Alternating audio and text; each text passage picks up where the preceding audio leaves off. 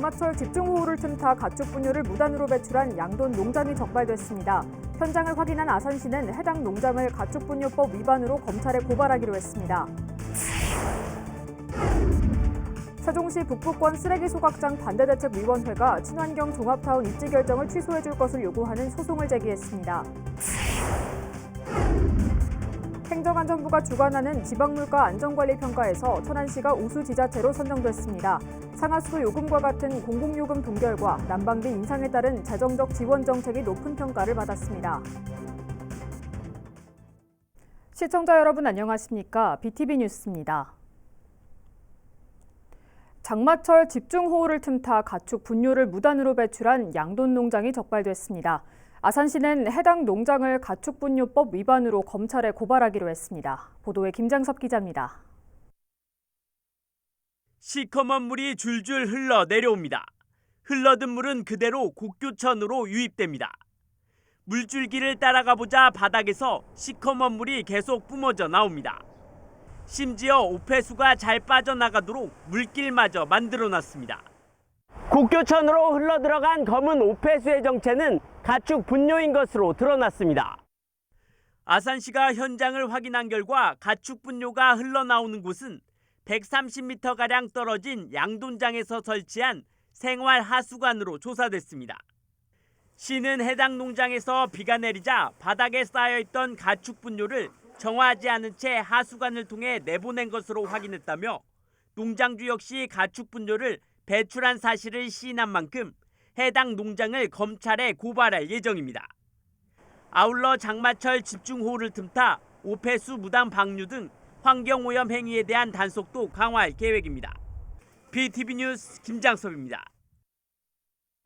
세종시 북부권 쓰레기 소각장 반대대책위원회가 지난 13일 세종시가 고시한 친환경 종합타운 입지 결정을 취소해줄 것을 요구하는 소송을 제기했습니다. 이들은 지난 19일 대전지방법원에 공동위원장 외 9명의 명의로 세종시장을 피고로 소장을 접수했으며 24일 법원에서 시청으로 소장이 발송됐다고 전했습니다. 대책위는 요양원 입소자들의 동의를 받은 세종시의 폐기물 처리시설 입지 결정 고시를 결코 인정할 수 없다고 강조했습니다. 한편 세종시는 올 연말까지 친환경 종합타운 조성 사업에 대한 타당성 조사와 기본계획 용역을 마치고 오는 2027년 착공, 2030년 준공을 목표로 추진 중입니다. 행정안전부가 주관하는 지방물가안전관리평가에서 천안시가 지난해에 이어 2년 연속 우수지자체로 선정됐습니다. 이에 따라 지난해에 이어 올해도 재정 인센티브 특별교부세 1억 원을 지원받게 됐습니다. 천안시는 이번 평가에서 상하수도 요금이나 쓰레기 봉투료와 같은 공공요금을 동결하고 난방비 인상에 따른 천안사랑카드 재정 지원 정책을 시행한 점 등이 높은 평가를 받았습니다. 충남도가 도내 청년에게 전세 보증금 반환 보증료를 지원하기로 했습니다. 지원 대상은 도내에 주소를 두고 지난 1월 1일 이후 전세 보증금 반환 보증에 가입한 만 19세에서 39세인 청년이며 임차 보증금 3억 원 이하, 연소득 5천만 원, 신혼부부의 경우 7천만 원 이하여야 합니다. 신청은 26일부터 정부 24 누리집 또는 주소지 시군청, 읍면동 주민센터를 방문해 하면 됩니다. 지원 금액은 최대 30만 원이며 자세한 내용은 충남도 누리집을 참고하면 됩니다. 정부는 해마다 지방의 재정 보조를 위해 자치단체에 보통교부세라는 예산을 지원하고 있습니다. 인구나 공무원 수, 면적 등을 적용한 산정 방식에 따라 지자체별로 지원 규모가 결정되는데 이 과정에서 세종시는 10년 동안 불이익을 받아왔다며 이를 바로잡아야 한다는 목소리가 나오고 있습니다. 김우순 기자의 보도입니다. 올해 세종시가 정부로부터 받은 보통교부세는 1,257억 원, 지난해 받은 827억 원보단 420억 원 늘었지만 세종과 행정체제가 비슷한 제주도와 비교하면 여전히 턱없이 낮은 수준입니다. 인구는 세종보다 제주가 불과 1.7배 많은데 교부세는 15배 이상 차이가 나는 겁니다.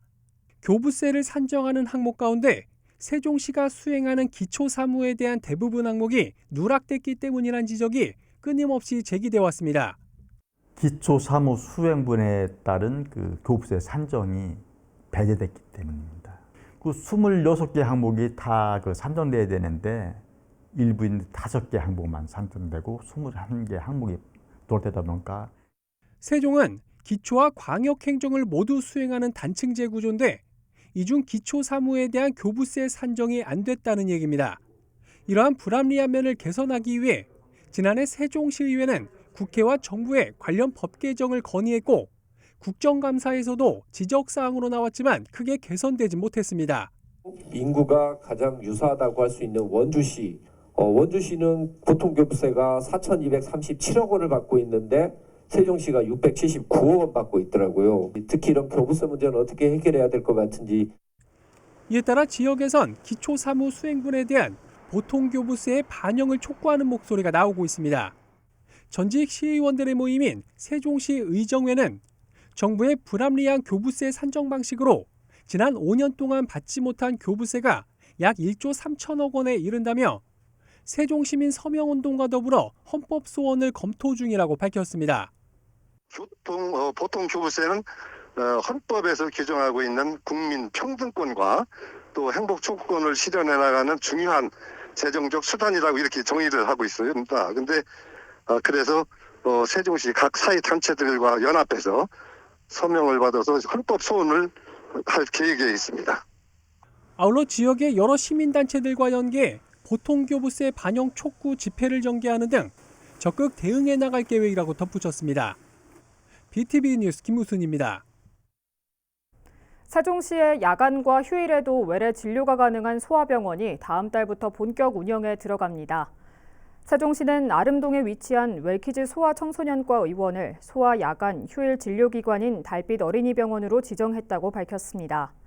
달빛 어린이병원은 소아 경증 환자가 야간이나 휴일에도 응급실이 아닌 외래 진료를 받을 수 있도록 운영하는 시 도지정 의료기관을 말합니다.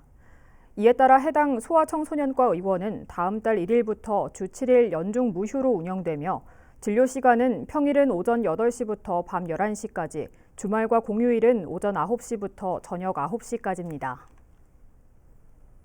AI 자동 매매 프로그램으로 세외 선물 옵션에 투자해 원금의 2배 수익금을 보장한다고 속여 110억 원 상당을 가로챈 일당이 경찰에 붙잡혔습니다.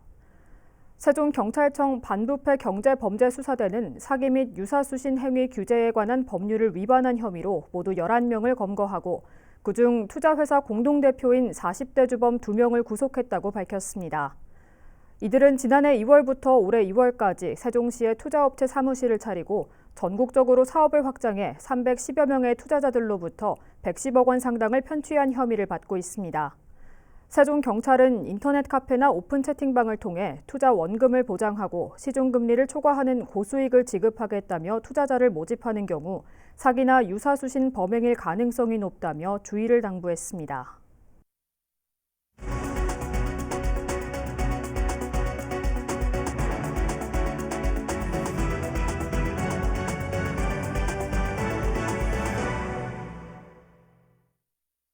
지난 13일부터 사흘간 쏟아진 기록적인 폭우로 세종시 곳곳이 물에 잠기는 피해를 입었는데요. 특히 공공시설 중에서는 금강변에 설치된 시설물 대부분이 그야말로 쑥대밭이 됐습니다. 복구에도 수개월 이상 걸릴 뿐더러 복구를 완료한다고 해도 이런 피해가 또 발생할까 걱정이 앞섭니다. 김우순 기자의 보도입니다. 세종에 집중호우가 쏟아졌던 지난 15일, 금강의 수위가 햇물이교 기준으로 12.29m까지 차올라 홍수경보 기준인 11m를 넘어 홍수경보가 발령된 바 있습니다. 당시 강 수변에 설치된 대부분의 시설이 물에 잠겼습니다.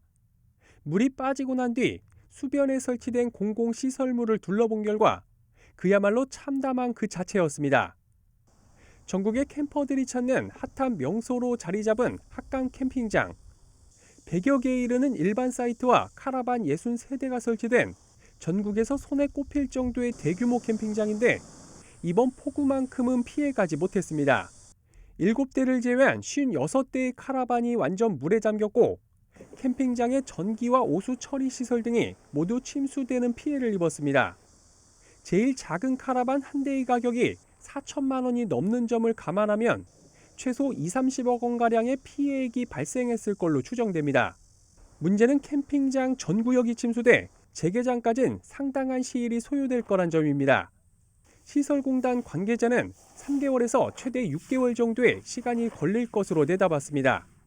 어쩌면 올해 안에 재개장하지 못할 수도 있다는 얘기입니다.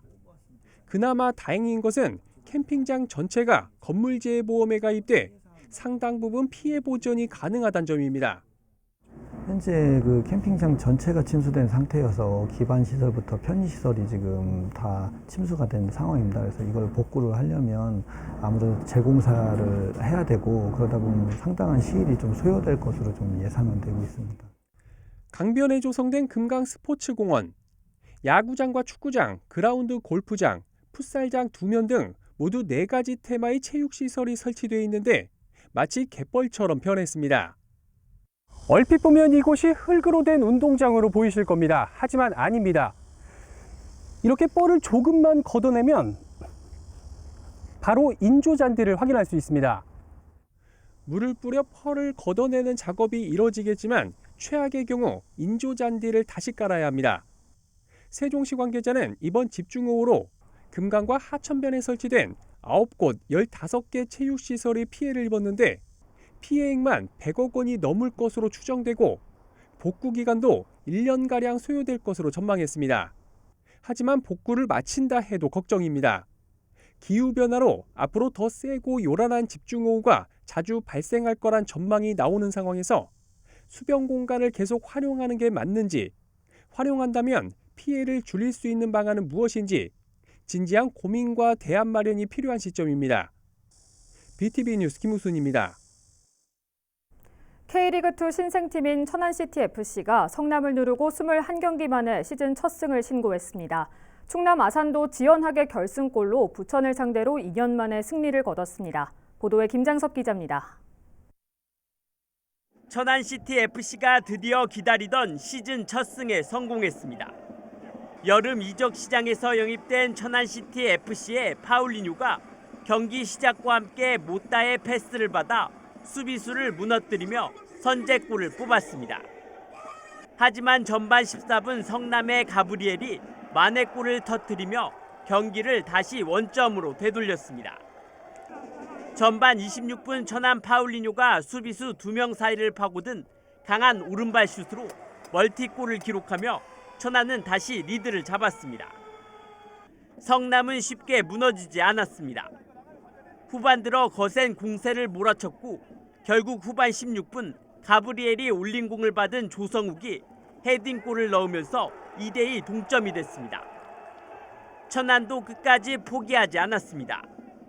후반 90분 후반 막판에 교체 투입된 김창수의 패스를 받은 파울리뉴가 못다에게 연결했고 이를 침착하게 골로 연결시키면서 3대2로 천안은 21경기 만에 역사적인 첫 승을 거둬냈습니다. 충남 아산FC도 부천과의 홈경기에서 1대0 승리를 거뒀습니다. 선제골이자 결승골은 전반 20분에 터졌습니다.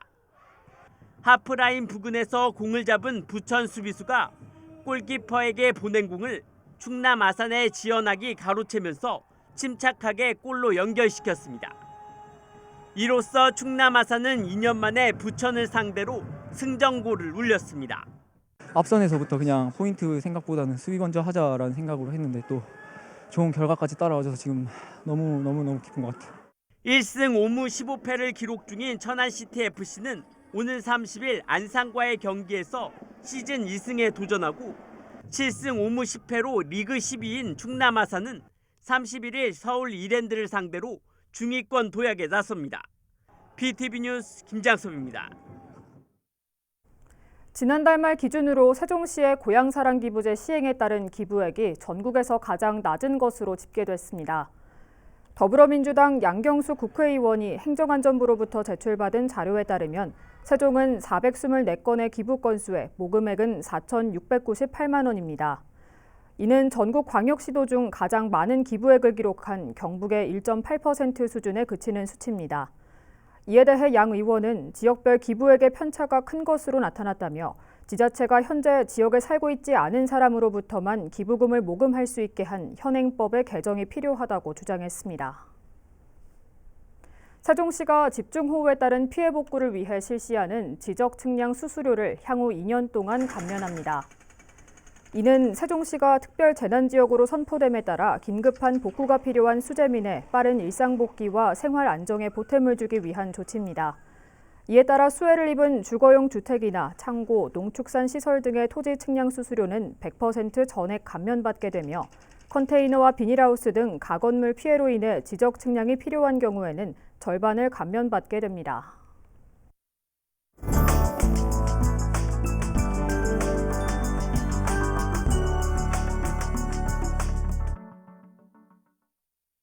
충무로는 연극의 성지와도 같은 곳이죠. 그렇기 때문에 지역 사람들은 연극을 보기 위해 매번 주말에 시간을 내서 가야 하는데요. 이런 연극을 지역에서도 상시적으로 볼 수 있다면 어떨까요? 오늘 선안 이후 좋은 사람에서는 배우로 활동하며 천안 지역에서 소극장을 만들어 시민들에게 연극이란 문화를 제공하고 있는 오규택 씨를 만나봅니다.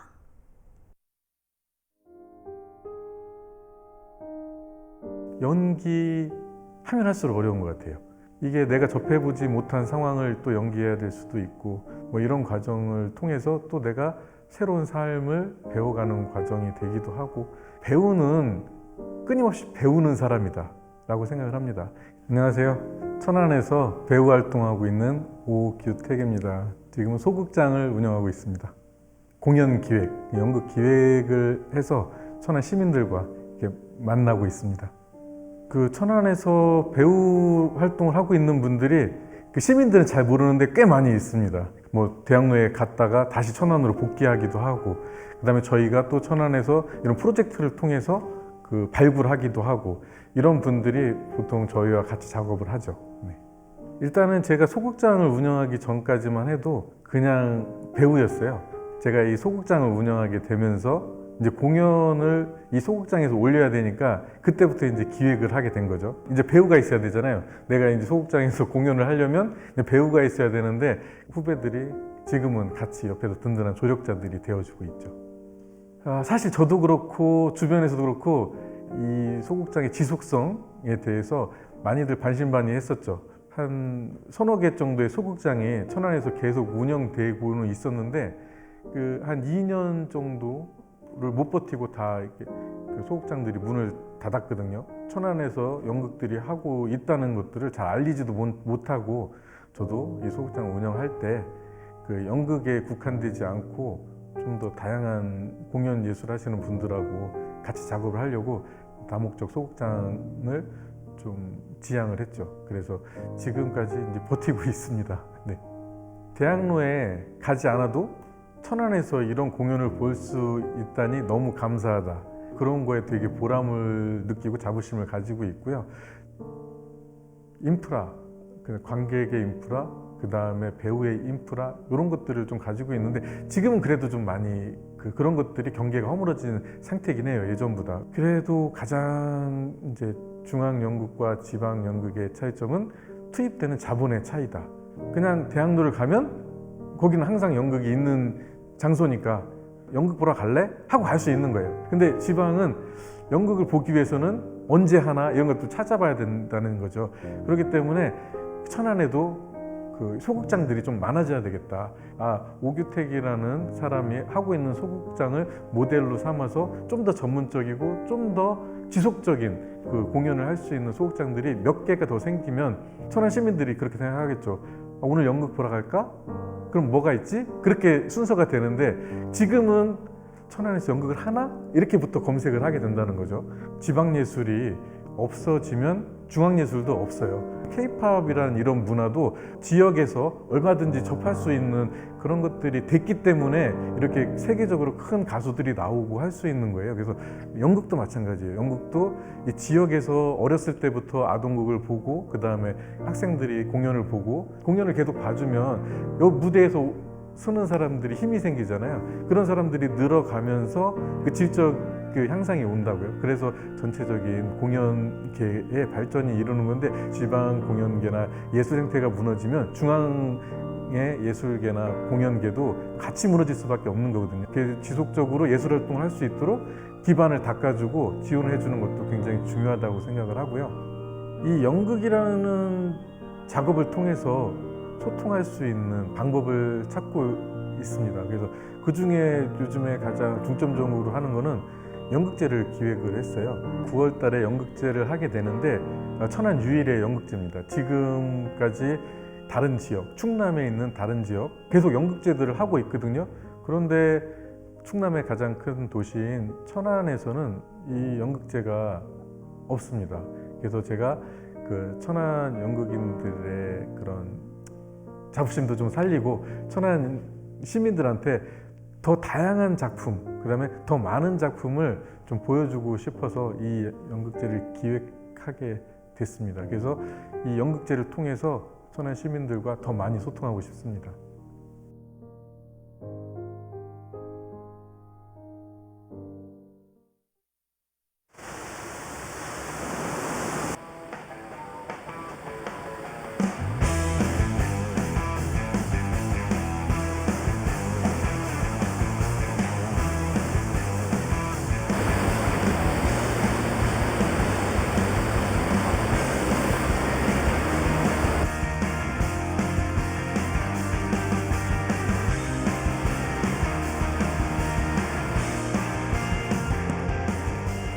바디보드, 스탠딩보드 두 가지로 나눠지는데 첫 번째로 바디보드 같은 경우는 이제 아이들도 쉽게 이용할 수 있게 앉아서 타거나 엎드려서 탈 수 있는 거거든요.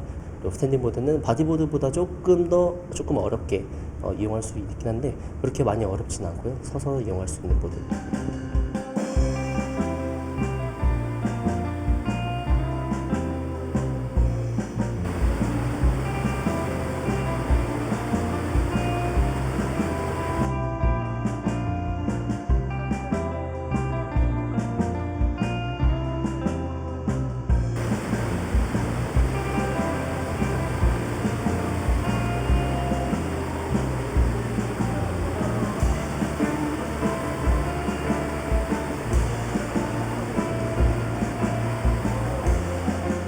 바다에 타는 것도 좋은데 이것도 오늘 타보니까 굉장히 좋아요. 느낌이 재미있고 스포츠 좋아하는 사람은 다 할 것 같아요. 한번 타보면. 스쿠버 다이빙을 수중에서 많이 즐겼었는데 수중에서 즐기는 것뿐만 아니라 표면에서도 즐길 수 있는 스포츠 중에 서핑이 있어서 한번 배워보고 싶어서 이렇게 접하게 되었습니다. 오래전에 바다 서핑을 한번 한 적이 있었는데 그때는 한여름에 떼약볕 밑에서 하느라 피부도 많이 상하고 파도를 기다리는 것도 되게 힘들었어요. 근데 오늘은 만들어진 인공파도 안에서 재밌게 신나게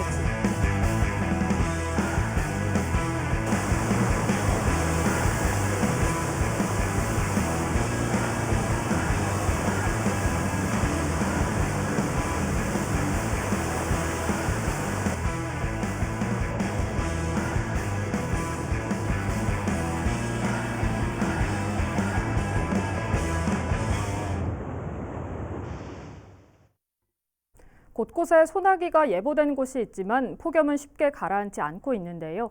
야외 활동 계획하신 분들은 장시간 햇빛 노출은 피하시고 충분히 수분을 섭취하시면서 여름철 온열 질환에 주의하시기 바랍니다. 이상으로 BTV 뉴스를 마칩니다. 시청해주신 여러분 고맙습니다.